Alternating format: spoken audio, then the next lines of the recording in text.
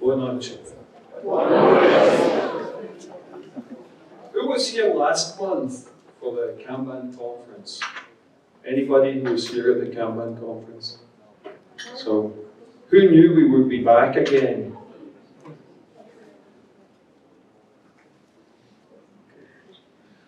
Back again so soon in the same room. So, I had the idea to do this tour just before the pandemic, the last time we did the Kanban conference before the pandemic. And I came to Brazil and I realized a lot of people in the country, it's very difficult for them to come to a conference in Sao Paulo, and usually I only come to Sao Paulo a few times to Rio de Janeiro with the K21 people. So there was a lot of people in Brazil who were following my work and maybe using Kanban. They were not able to come to events.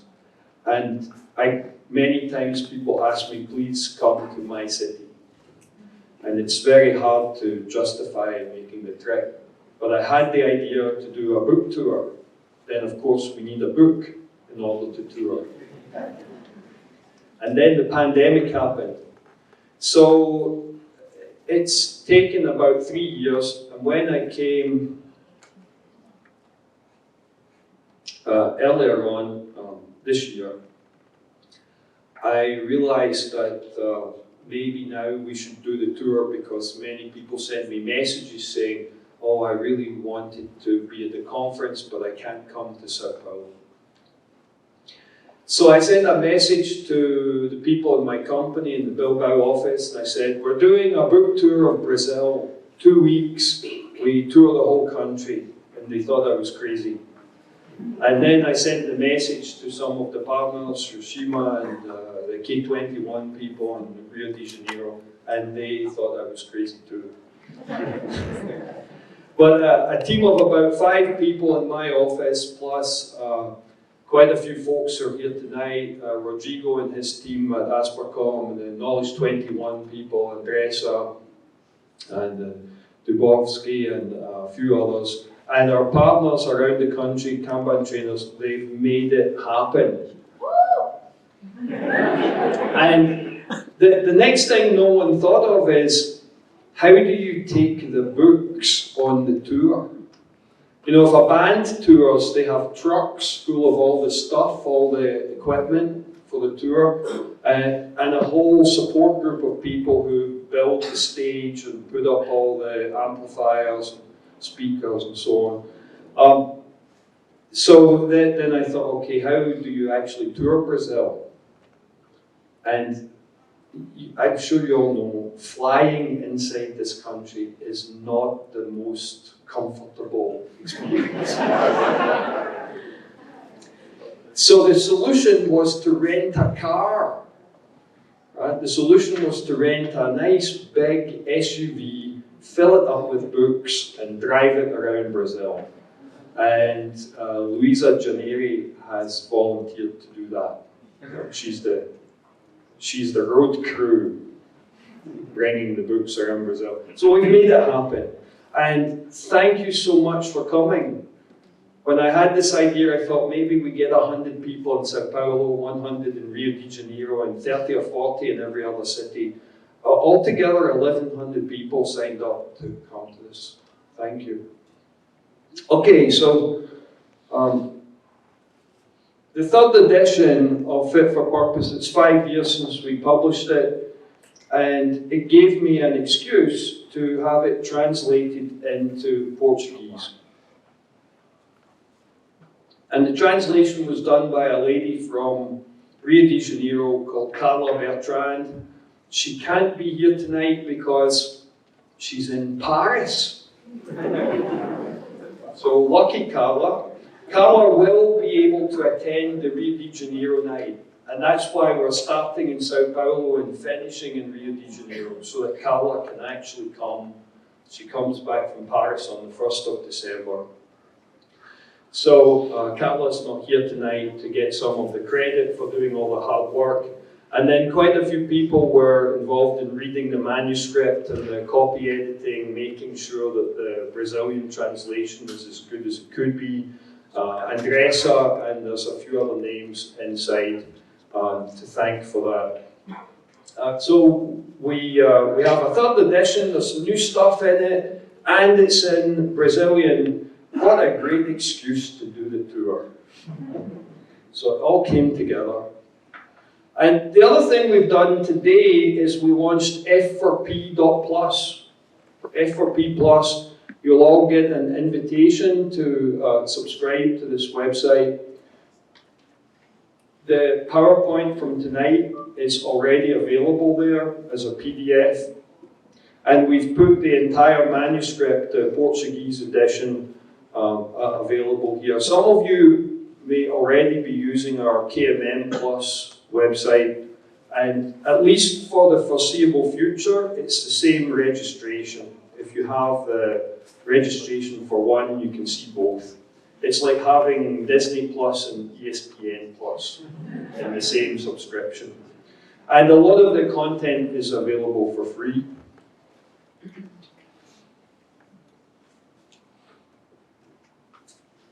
There's also a number of new infographics for the third edition of Fit for Purpose, not just the main infographic that we launched with the second edition, but we have some extra ones for explaining some of the popular things like metrics and integration with OKRs, and how to use it for strategic marketing and making product plans, analyzing the data.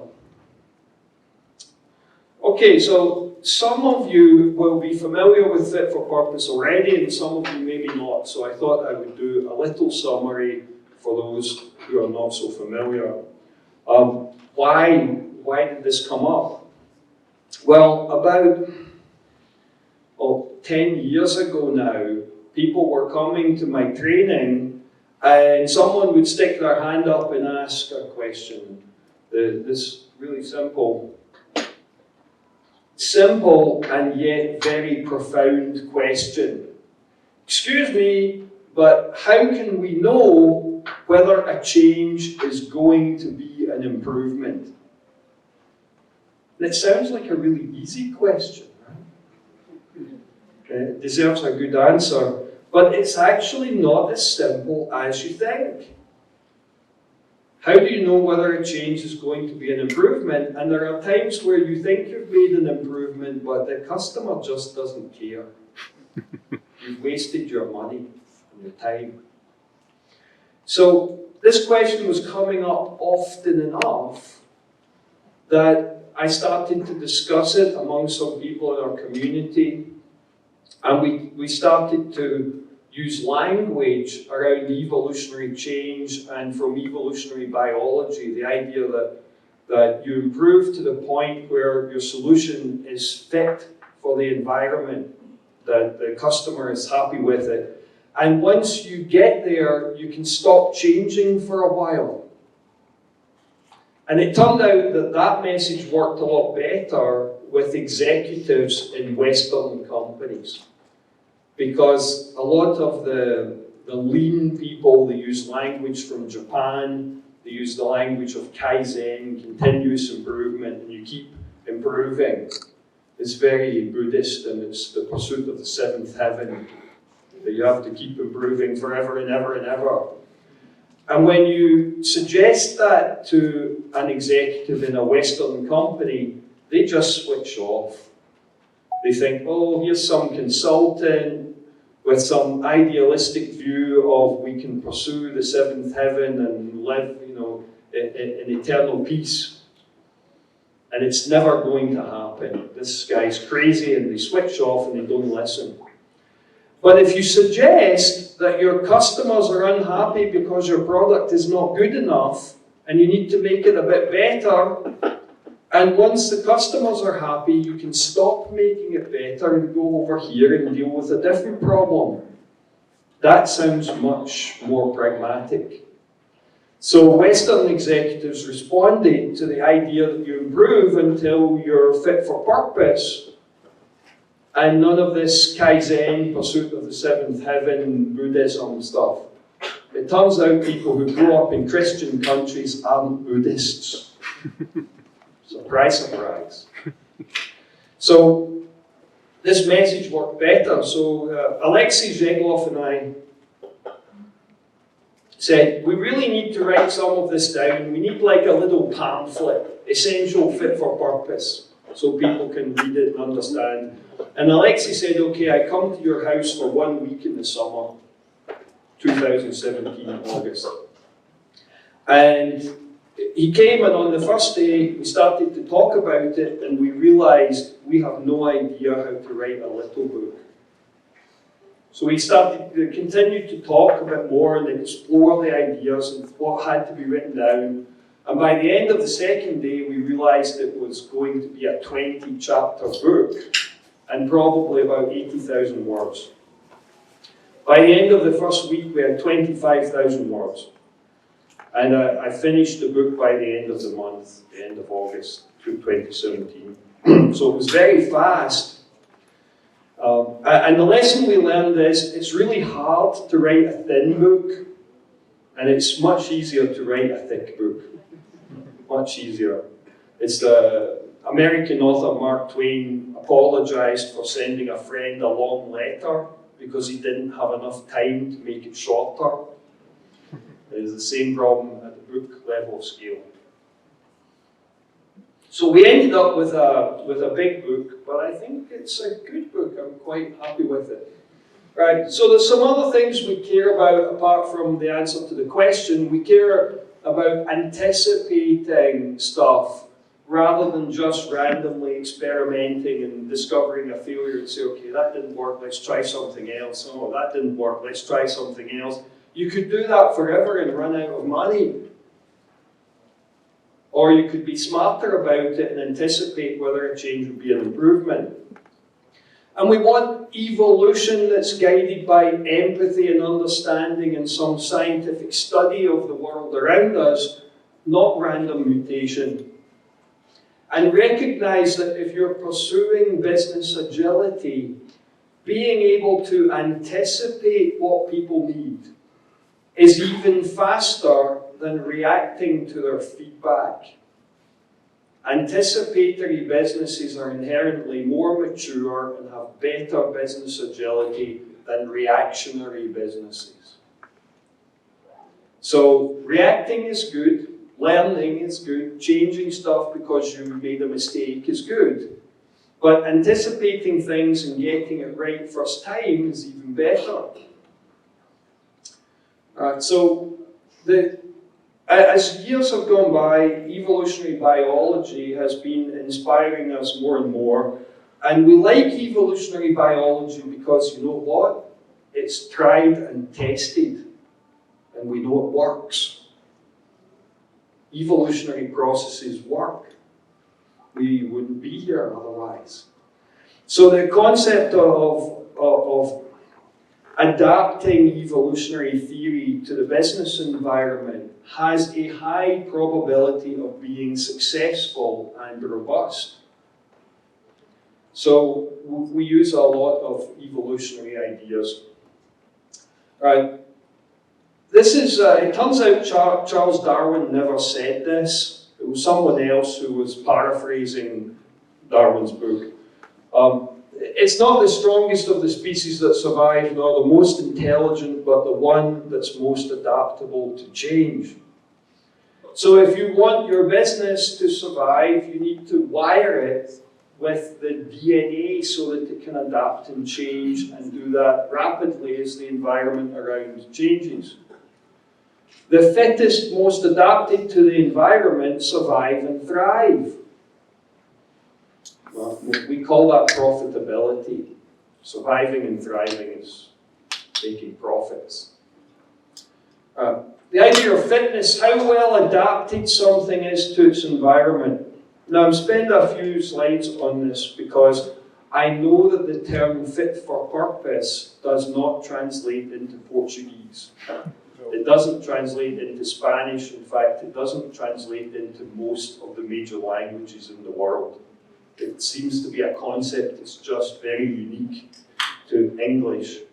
So fitness means how well something's adapted to its environment. The better the adaptation, the fitter it is. And natural selection is the process of nature selecting the things that are fittest and deselecting the things that aren't. So the fitter things, they survive and they thrive, and the ones that aren't fit get squeezed out. Right, so from a business perspective, customers select things. They choose your product or service versus someone else's because it's better adapted to what they need, the solution that fits their needs. So you get selected if your product or service is fitter for the customer's purpose. Fantastic. The only problem is, how do we know what the customer's purpose is? We have to solve that problem. Right, so, fit for purpose, selecting the best adapted product or service or process to fulfill our purpose, goal, or objective. How many of you here do OKRs? It's very popular. A few people in the room make lots of money selling OKR training. The O is for objectives. So if you do OKRs, you know what the objective is. You're already started down the path to being able to evaluate what's going to be fittest or not. Right, so, but of course that's your business objective. We need to know the customer's objective. We could just ask them. Ever walked into a store? This happens to me if I go to buy some clothes. I haven't done that since the pandemic started. But I'd walk into maybe a gentleman's fashion store and I'd say I'm looking for a new shirt. And the shop assistant might say, is there a special occasion? What do you need the shirt for? You wear it to work? You're going to a wedding maybe? Is it just for casual use when you're going out on the weekends?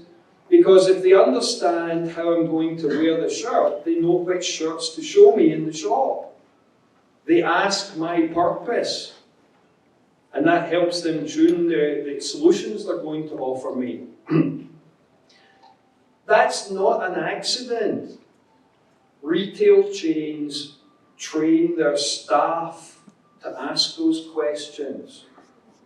They train the staff to understand, why did you come in? What's your purpose for being here, and what's the purpose for the thing you want to buy? So that we can sell you the right thing. And rather than just sell you one shirt, they'd rather that you're so happy with the quality of the service and the advice that you got, that you keep coming back again and again for years and years and years and buy many shirts. And they call that things like relationship marketing. We build a relationship. It's not just a transaction. But at the heart of it, they have to understand your purpose. So a fit-for-purpose organization is one that can adapt to the changing environment, environmental changes, political, economic, market conditions, technology disruption. Lots of things change, and you need to change with it. Your business, products, services, everything needs to change. And if you can do that continually, if you could be wired up to be so smart that you detect all these changes in the environment and adapt your product or your service quickly, you will continue to be the best in class, right? The fittest in the market, again and again and again. And customers will be very loyal to you, and your business will survive and thrive. Okay, so a few fundamental concepts that are in the fit-for-purpose framework for people who haven't seen it. When Alexei and I thought about this, we said, okay, what is it you're changing that may or may not be an improvement? And the conclusion we came to is you can change the design, you can change the implementation, and you can change the customer experience or the service delivery, or any of the above. And we thought about this fairly hard and realized that it applies to almost everything we could think of. So this example has a pizza restaurant. Pizzas have a recipe. That's the design. The implementation is whether you know how to cook a good pizza. Do you know how to make the dough? Do you know how to throw the dough? Do you know how to bake it in the oven properly? Do you use good ingredients? And if you do all of that, you can bake a good pizza. So you can design one, you can come up with a recipe, you can bake a good pizza. But if your service is lousy, people are still not going to enjoy the pizza. In order to have a fit-for-purpose pizza restaurant, you have to be good enough at all three of these things.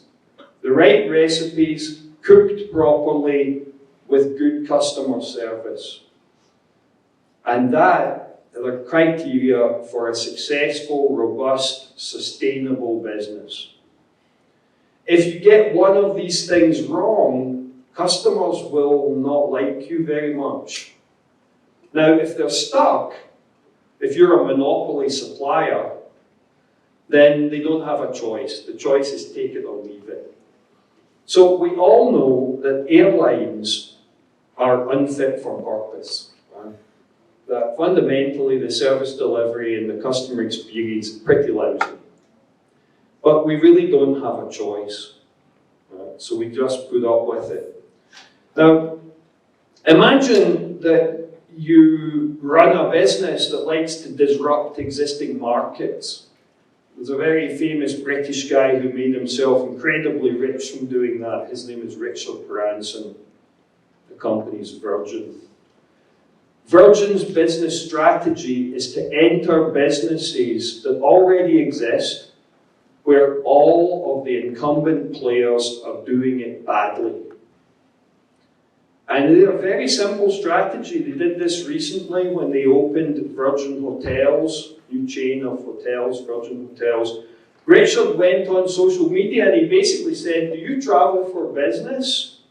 What do you like about your business hotels and what do you not like? And they spent 2 or 3 months collecting all the don't likes via social media, and they made a big list of them and they sorted them, and then they designed a hotel chain that fixed all those problems. So they enter the business hotel market, and it's not a new market, and they're successful because they deliver something that surprises people with, oh, I really like this, it's good and it doesn't have any bad. So you don't have to be the world's greatest innovator to disrupt a market. You don't need to be first or second, you don't need to have the greatest PhDs on the planet coming up with lots of proprietary technology and patents and all stuff. You just need to find an industry where no one is fit for purpose and do it better. Understand the customers better, fix the problems. When I worked in the telecom industry, I worked for Sprint, big phone company in the United States, and we would have the marketing department's all-hands meeting, about 700 people in a cinema in Kansas City. And one of our vice presidents, his job was to get on the stage and present all the customer, the market research and customer survey data. And every 3 months, the message was basically the same. Here is the data, and the analysis tells us that our customers think we suck. The good news is, we suck less than our competitors. It turned out that as far as the average American was concerned, every mobile phone company in the country was unfit for purpose. And who entered that market? Virgin Mobile. And I was intimately involved in that because Virgin Mobile runs on Sprint's network.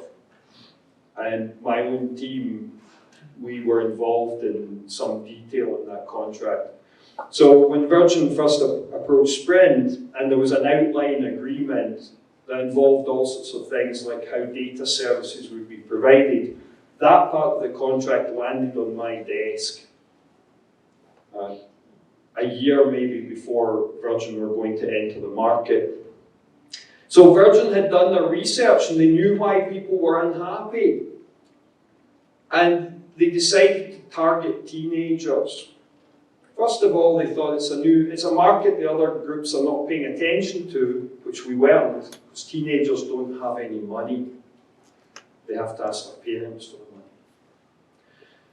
But teenagers grow up and they become students and then they get jobs, and if you wait 10 years, all of a sudden your teenagers are quite rich IT workers. So it was a good strategy. So they learned what the teenagers really need in their mobile phone service, and they implemented all of it. And they made it affordable for teenagers to pay for it, and it was very successful. They were smarter than Sprint. They were renting our network, but they were smarter than us, and it wasn't rocket science. They just understood the stuff we weren't good at, and they fixed it. That involved installing some stuff in the network, like an SMS gateway. And people at Sprint were like, why are they doing this? Why would they spend this money and install stuff in our network? We don't see the point. Yeah, that's because Richard Branson's cleverer than you. All right. So, customers care about the quality, and quality can be functional quality, the what. Does it have the right features that I need? I'm a teenager, I want to send SMS messages to my friend. The mobile phone network should have an SMS gateway. But there's also how well. Well, one of our competitors in the United States was T-Mobile. It used to be called VoiceStream until T-Mobile acquired it. On a Friday afternoon, if you sent a text message to your beloved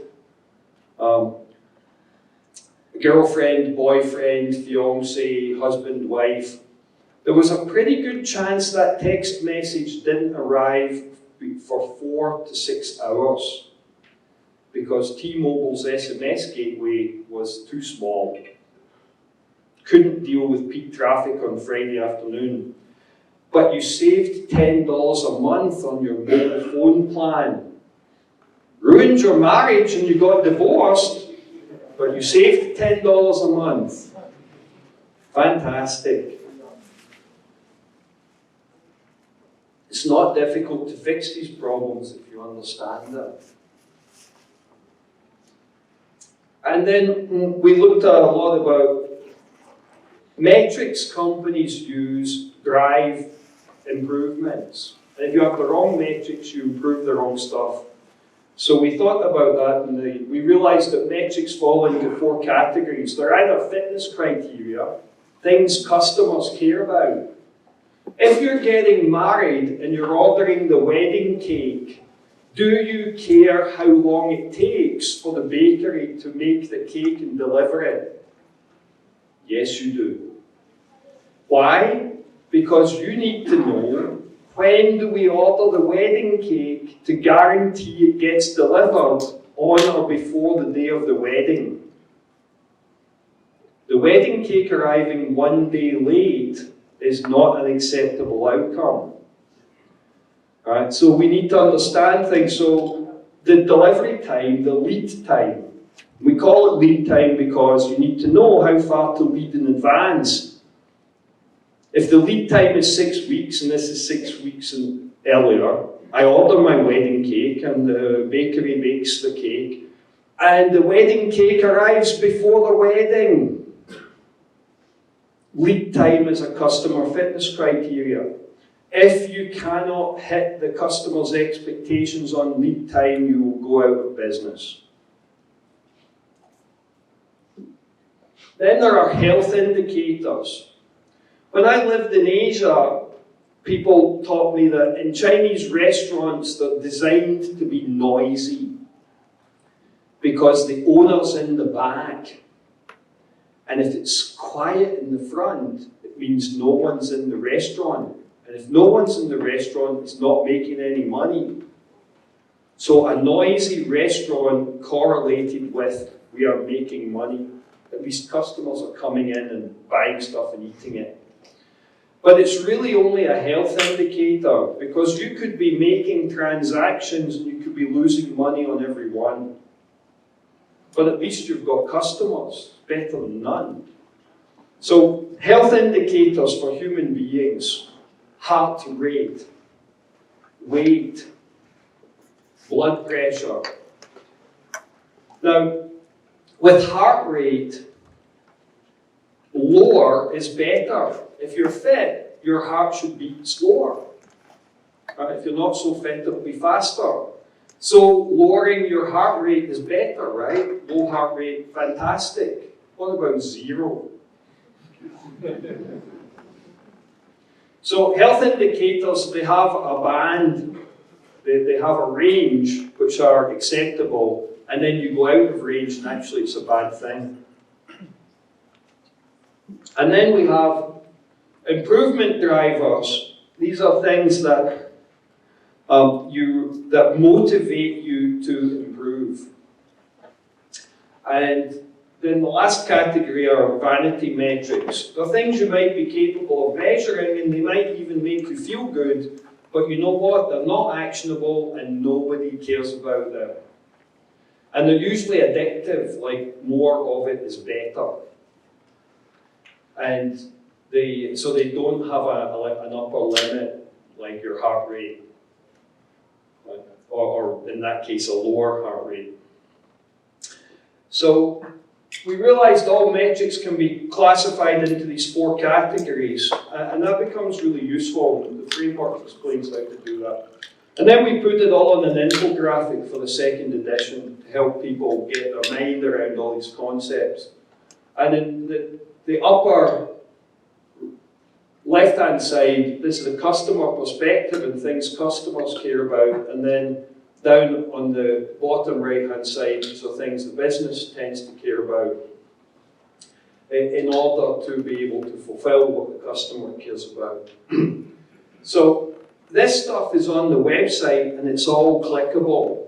Rather than trying to figure out which bit of the book, you could look at this and say, okay, customers love convenience, apparently. So I'm going to click on the convenience bit there and read the text about that. It's very convenient. All right, so what's new in version 3 for those of you who are familiar already? Well, we enhanced this part of the framework. There's a lot more product management guidance around the commonly recurring fitness criteria.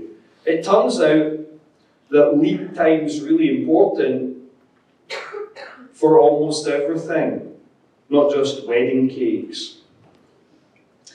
And there are several other categories. And in the beginning, we were worrying about people doing Kanban, doing process improvements, and we were looking at things we'd seen in our own experience. And as the users of the Fit for Purpose framework expanded, we realized there were some things that we had missed, we'd overlooked. Customers love convenience. What do we have here? Convenience, they love affordability, and they love optionality. We'll come back to those in a minute. And then better strategic marketing with an operating system for Fit for Purpose. Not everybody's doing the Kanban method and all of the Kanban cadences. So they haven't read the stuff about strategic marketing reviews. So we decided we should put that in the book also. These are the 2 main categories. New fitness criteria. So commonly recurring fitness criteria are just things that seem to come up again and again and again across many different industries. And once again, if you're in charge of innovation, trying to disrupt your competitors,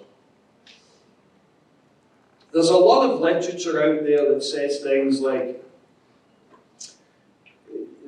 disruption comes from discovering some new human experience. I'm sorry, but there aren't new human experiences. Right? A product like Facebook existed because Mark Zuckerberg wanted to get girls' phone numbers.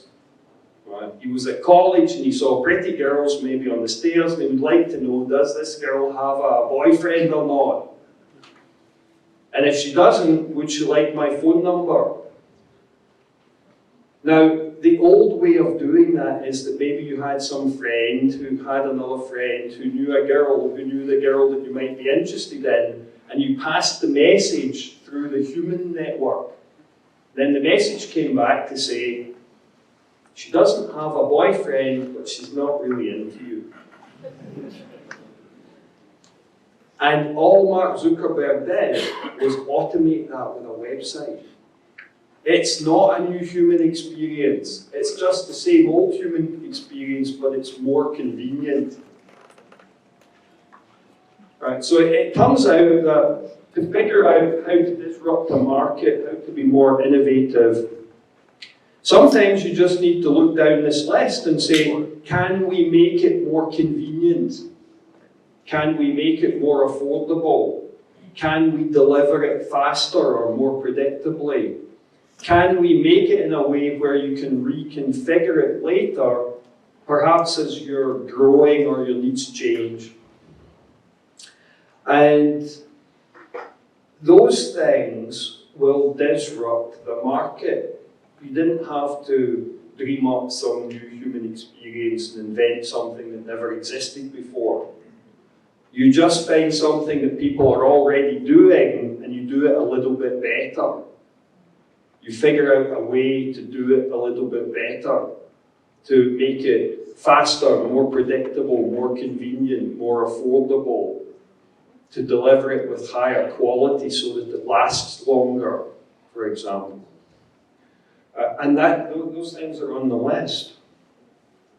Right, so in the original version it was time-related stuff, quality-related stuff, and safety and conformance. And in the new version we add affordability, convenience, and optionality. And there is more detail to this, right? Affordability, if you sell cars and the car is, let's pick a number, 100,000 reals, and the customer says, I don't have 100,000 reals, I can't buy your car. And you said, well, actually, we'll let you rent the car on long-term rental per month for 800 reals a month. Well, I can afford that. So just changing the way that you finance something can open up market segments that didn't exist. Right. We can make things more affordable, right? So financing, bank loans, lease, hire, purchase, rental, service with monthly or annual plans. And you'll see that car manufacturers have been doing this more and more recently. The big trend in somewhere like Spain is long-term monthly rental. For sometimes as little as 350 euros a month, you can have a really beautiful new car. And nobody knows that you can't really afford it. How wonderful is that? All right, so these are just 6 different ways of allowing people to buy something. And some of them are more affordable than others. But if you're going to, for example, let your customers rent the vehicle rather than paying for it, you need to have the capital to make that work.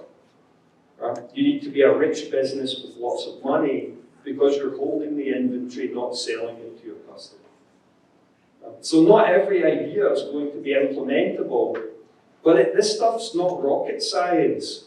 You didn't have to invent something and file a patent in order to come up with the idea of long-term rental for automobiles. All you needed was enough money in the bank. So affordability boosts value, and things that someone would value using but wasn't affordable to them before, well, now it is. Convenience, convenience is horribly addictive. Like it should be somehow regulated by governments. Because a lot of current high-tech startups, I'll pick on Uber for a while. I know that taxi services in Brazil were horrible, so Uber was an improvement. But primarily, Uber focused on being more convenient, and in some countries also cheaper. Right? So more affordable, more convenient. No one paid any attention to whether the driver was a rapist. And that's why they lost a license in London, because the town hall decided to pay attention to whether the driver might be a rapist. They thought that might be something that they should protect people in London from. So you might save £10 leaving the nightclub at 3 o'clock in the morning. You could take a black cab home, or you could take an Uber, save £10. But statistically, in 2018, there was a 1 in 600 chance the driver was a rapist. You saved £10. Fantastic. Roll the dice. So convenience can be a little addictive, but from a product management perspective, it's gold. If you can figure out how to make your solution more convenient than your competitors, you will win in the market. Because consumers always love a bit more convenience. And it comes in 3 basic forms: geographic, temporal, and communication. And improving convenience focus on making it easier to do business with you. So if you're sitting there thinking, how can we sell more of the next version of our thing? Can you make it more convenient to use? Can you make it more convenient than your competitors? And if you can, you win in the market. I don't need to go into the detail here too much. You can read all this stuff on the website. Or in the book. Because it's Right, optionality is just the whole idea, like, imagine that you're in the mid-20s or older, between that age and maybe mid-30s, and you're buying a car, and to afford it, you're getting a 7-year loan. Well, in the next 7 years, do you think there's a chance that, you might get married? That you might get married and have a baby? And if you're still paying the loan on the, bachelor boy racer car that was designed to impress girlfriends, but not necessarily wives and mothers, then that car isn't going to be useful, and you're going to have to sell it and get something else. On the other hand, could you buy a car that you can actually put a child baby seat in the back if you had to in the future? And that it has enough space for maybe some other people? And so forth, right? That something's adaptable. Then what do you use the car for? Well, maybe mostly you use it to go to work. On the 1 day a month that you go to work. Now, I met someone at IBM today who goes 1 day per month to the office. And it's not worth having a car anymore at that point, is it? But what if you want to go on your holidays? Now, maybe you decide to rent a car for that 2 weeks. But what if you go on holidays 3 or 4 times a year? I know that doesn't really happen in Brazil. Then you want your car to be big enough that you can put all the stuff in it so you can go on your holidays with the car. So it needs to be adaptable for some different purposes. So in most of the world, except somewhere like the United States, in the United States, people have 3 or 4 cars. They park them in the driveway because their garage is full of shit. And the 3 or 4 cars are for different purposes. That's because they're rich and they have a lot of space and they don't mind having 3 or 4 cars. Nobody in Europe has 3 or 4 cars. They're lucky if they have 1 parking space in their apartment building that's assigned to their apartment. So they need to have 1 family car and it needs to do everything. Right? So we love optionality. Particularly if we can't foresee the future. In the 7 years while you're paying for this car, do you think your personal circumstances will change? And if the answer is yes, then you need a car that's flexible. Right, so we identify some of those types of flexibility that might need to be built into the product. Right, so the second big change in the third edition is that we added the operating system. How do you wire up your company to actually do this? And it all starts with the ability to sense the information, to collect the survey results, the F4P survey cards, and to get the results and make the analysis. And this is a bit like Rodrigo's thing, it's a training example. And people who are coming to the training, some of them are pragmatic managers, is the name of the segment. Some of them are looking for professional development, and some of them are there because of office politics. That's a collection of things that could involve my boss made me come. Some other reason. And what we see is that the people who came for no good reason other than office politics, they're unhappy. But the people who came because they're looking for pragmatic solutions, like Rodrigo was talking about, or the ones who came in this case for the certification, they're completely happy. So we get our results, and then we can analyze those results. And unfortunately, that didn't. I'm sorry that this is an animation that's broken. Sorry. So we have this 3x2 matrix, right? Target segments, customers we want, and non-target segments, people who just drifted into our pizza restaurant and we weren't expecting them, or our men's clothing retailer, or our training classes. So we've got target segments, customers we want, non-targets we don't want, and for each of those, they either liked us, or we were fit for purpose, they're not quite sure, or we're unfit for purpose. So now we've got 6 segments. And we can analyze these and figure out what to do. So if, for example, we have a non-target segment, but they love us. So people we weren't expecting are coming in, doing business with us, and they love us. Do we want to switch that off? Maybe not. Instead, maybe we should embrace it. But let me give you a real-world example, now you can think about it. Imagine you make washing machines, the type you load from the top, and you discover, in fact, your field engineers in India discover that restaurants are buying your washing machines to mix lassi yogurt drink in a big vat so they can serve it in the restaurant with the curry.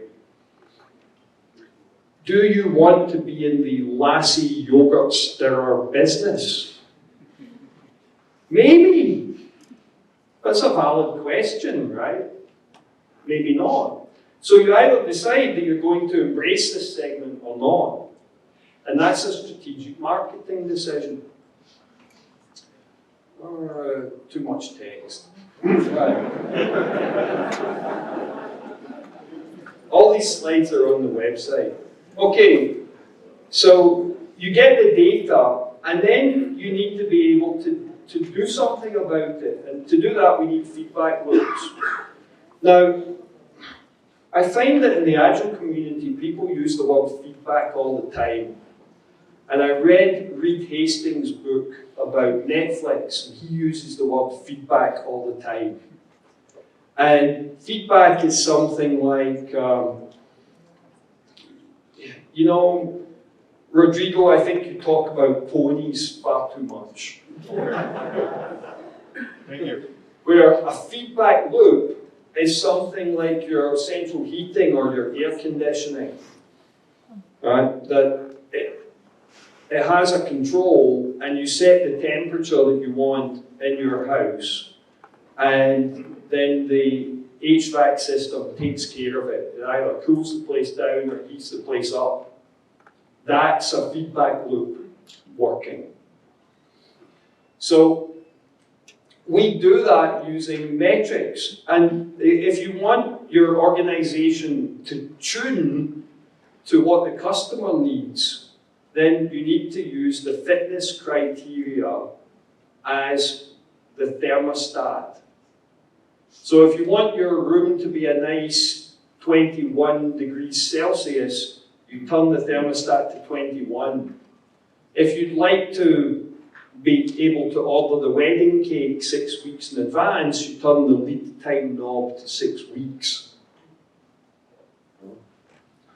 Now, a real world example of that, about a decade ago I worked with Ferrari, and although I was working with the Formula One team, the stories from the GT division, Gran Turismo, the cars you can buy if you're lucky enough to be rich enough. It's addictive though, hanging out in Maranello for a few days, and I start going. And I started looking them up on the website, used Ferraris. What can I buy a used Ferrari for? Forget it. Still too much money. All right, so we want to use the fitness criteria for the thermostat. We'll come back to that in a second. And we've got our other things, but I don't care about that slide right now. So, the input reference is the thermostat. That's the fitness criteria. What's an acceptable lead time, for example? Or what's an acceptable level of convenience? What's an acceptable level of quality? What represents affordability for a market segment? That's the input reference.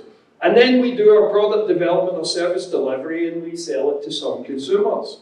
And we collect the survey results and we do some analysis on it and we get our fitness box score.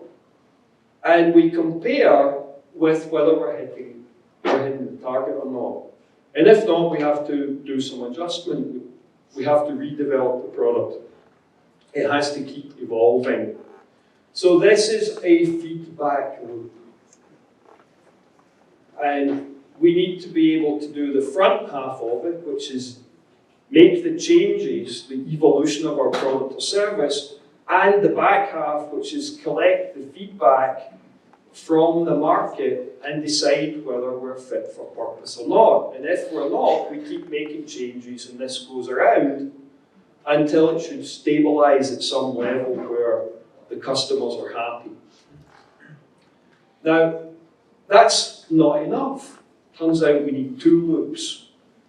Many of you probably hear in the community people talk about double loop learning. We should all be doing double loop learning. Yes. But start with single loop. You know, it's when I used to be a manager with a real job and programmers worked for me, and they would be struggling with making a release of the software, and eventually at one point I pulled a group into my office and said, look, I want you guys to pick one thing from the backlog, build it, test it, deploy it to production and show me you can do it. And when you've done 1, we'll try 2. Right? So single loop learning is the starting position. Once you can single loop learn, worry about double loop learning. And when someone's on a stage saying things like, it doesn't matter how productive you are if what you're building is the wrong thing, you're just building the wrong thing faster. Well, you know what? At least you're capable of building stuff. Right? Because you could have the best pizza menu in the world, but if you can't bake pizzas and you can't bake them fast enough to serve a volume of customers, your menu is worthless.